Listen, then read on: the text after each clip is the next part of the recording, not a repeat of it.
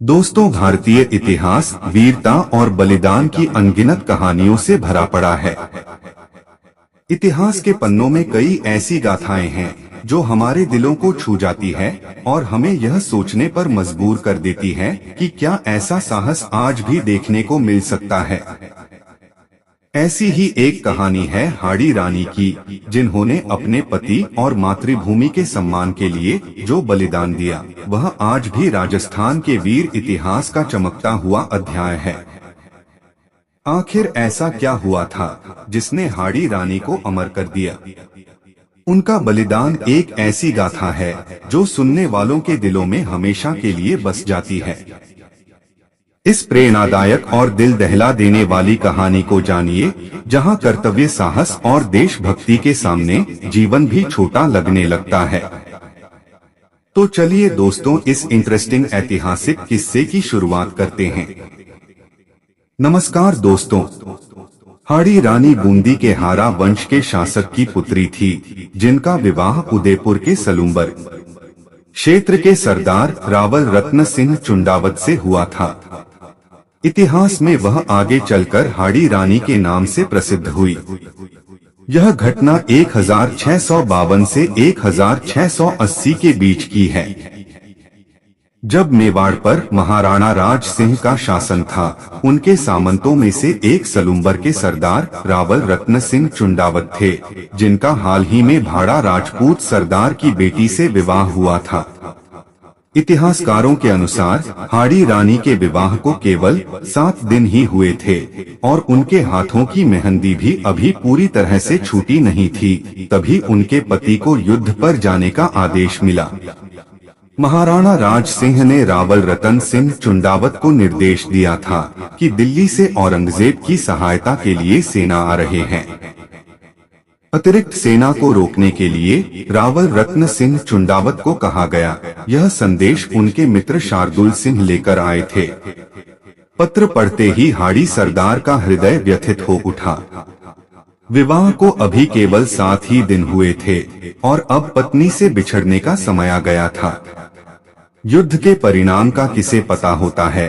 एक सच्चा राजपूत रणभूमि में अपने जीवन की परवाह किए बिना उतरता है और जरूरत पड़ने पर अपने प्राणों की आहुति देने से भी पीछे नहीं हटता। इधर औरंगजेब की सेना तेजी से आगे बढ़ रही थी, इसलिए रावल रत्न सिंह ने अपनी सेना को तुरंत युद्ध की तैयारी का आदेश दे दिया। इसके बाद वे अपनी पत्नी हाड़ी रानी के पास गए और उन्हें पूरी स्थिति बताई। यह सुनकर रानी को भी गहरा आघात लगा, लेकिन उन्होंने खुद को संभालते हुए अपने पति को युद्ध के लिए तैयार किया। विजय की कामना के साथ हाड़ी रानी ने अपने पति को युद्ध के लिए विदा किया। सरदार सिंह अपनी सेना के साथ रवाना हो गए, लेकिन उनके मन में बार बार यह चिंता उठ रही थी कि कहीं उनकी पत्नी उन्हें सचमुच भूल ना जाए। वह अपने मन को समझाने की कोशिश करते, लेकिन उनका ध्यान बार बार उसी ओर चला जाता। अंततः सरदार से यह बेचैनी सहन नहीं हुई। आधे रास्ते से ही रावल रत्न ने अपनी पत्नी के पास एक संदेशवाहक भेजा। पत्र में उन्होंने लिखा, प्रिय, मुझे भूलना मत, मैं जरूर लौटकर आऊंगा, लेकिन इस समय तुम्हारी बहुत याद आ रही है। यदि संभव हो तो अपनी कोई प्रिय निशानी मुझे भेज दो, जिसे देखकर मैं अपना मन हल्का कर सकूंगा।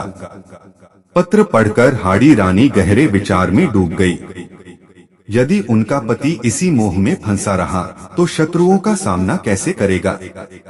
तभी उनके मन में एक साहसिक विचार आया। उन्होंने संदेशवाहक को अपना एक पत्र सौंपते हुए कहा, मैं तुम्हें अपनी अंतिम निशानी दे रही हूँ। इसे थाल में सजाकर सुंदर वस्त्र से ढककर मेरे वीर पति तक पहुँचा देना, लेकिन ध्यान रखना उनके अलावा इसे कोई और ना देखे।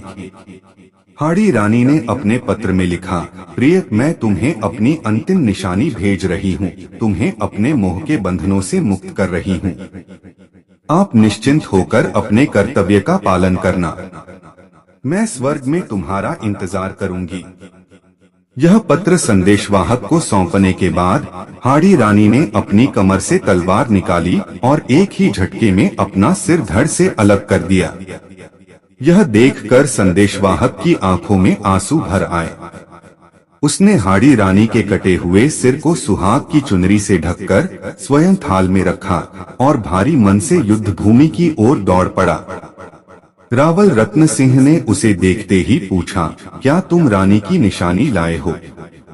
संदेशवाहक ने कांपते हुए हाथों से उस थाल को उनकी ओर बढ़ा दिया। रावल रतन सिंह की आंखें स्तब्ध रह गई और वह अविश्वास से अपनी पत्नी के कटे सिर को निहारते रहे। उनके मोह ने उनसे उनकी सबसे अनमोल चीज छीन ली थी। अब उनके जीवन का कोई उद्देश्य नहीं बचा था। उन्होंने मन ही मन कहा, प्रिय, मैं भी जल्द ही तुमसे मिलने आ रहा हूँ।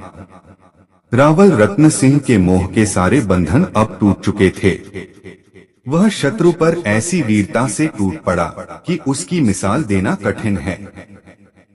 अपने अंतिम क्षण तक वह अद्वितीय सौंदर्य के साथ लड़ता रहा। उसने औरंगजेब की सहायक सेना को आगे बढ़ने नहीं दिया और तब तक संघर्ष करता रहा जब तक मुगल बादशाह को मैदान छोड़कर भागने पर मजबूर नहीं कर दिया। दोस्तों, यह जीत महज एक युद्ध का परिणाम नहीं थी, बल्कि रानी के त्याग और समर्पण का परिणाम थी, जो सदियों तक याद किया जाएगा। दोस्तों, क्या आपको ये कहानी पसंद आई? अगर हाँ तो वीडियो को लाइक करें और कमेंट बॉक्स में अपनी राय जरूर बताएं। साथ ही हमारे चैनल को सब्सक्राइब करके हमें और भी ऐसी कहानियाँ बनाने के लिए प्रेरित करें।